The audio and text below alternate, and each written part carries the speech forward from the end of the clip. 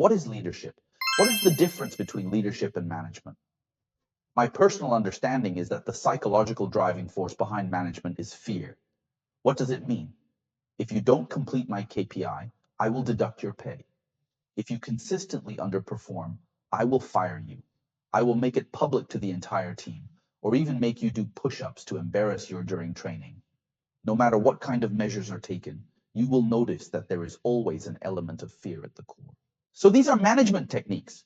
What is the core driving force of leadership? It is not fear. Let me give you an example. Shiyush, when he was speculating on pre-sale properties in Zhuhai, he lost all his money in the speculation, which was a very famous case. After losing all the money, he said, "Let's call it quits. Everyone can leave. We're closing down." But his employees refused to leave, saying that they would still work with him, even though he had no money. They said that they had no money. What did they do? They went home, borrowed money from their families and friends, and each brought back 100,000 or 80,000 yuan to give to him, saying, "Let's start over. I believe you can do it." Why did these employees trust a boss who had no money? Were they afraid of him? It's not fear. Obviously not. It's called respect and trust. So when you drive a team with fear, it's called management. And when you drive a team with respect and trust, it's called leadership. These are fundamentally different.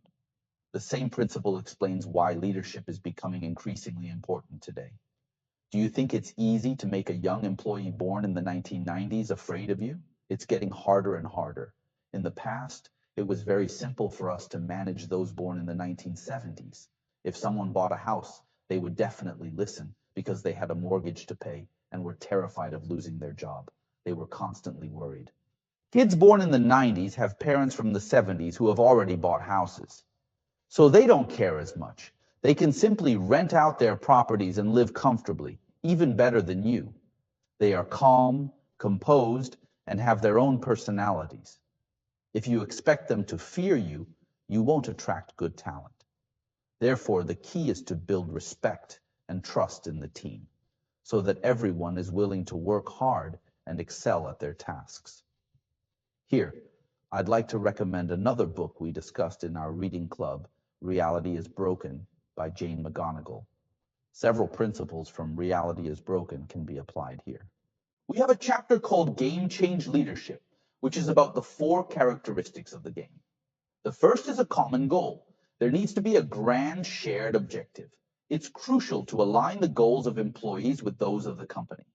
Employees need to understand that their primary goal in the company is growth. Their personal growth should reflect the achievement of the company's goals. If you claim to be outstanding, but your company consistently fails, your claim is unfounded. Therefore, the first rule of the game is to unify the company's goals with the employees' goals. The second is timely feedback. When playing games, the fun lies in gaining something every minute and getting extra points every second. The second characteristic is timely feedback. In games, the fun comes from continuous rewards, earning points, collecting coins, receiving feedback almost instantly. In a company, how often we give effective feedback to employees is something we need to learn. Therefore, we will mention feedback techniques in our leadership training. The third characteristic is clear and explicit rules. Why is playing Mahjong a fun game? Because everyone understands the rules, there is no need to argue, and you can just focus on playing. But if every round of Mahjong involves arguments over rules, using Beijing rules versus Sichuan rules, it ceases to be fun.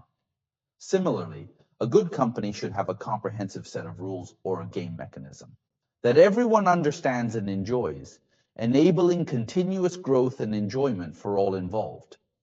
In our book club, we have implemented a point system and a branch system.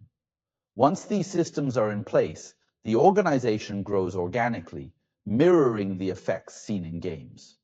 The last principle of the game is called voluntary participation. Work must be voluntary. Imagine 4 people playing Mahjong at a table. It's an enjoyable game.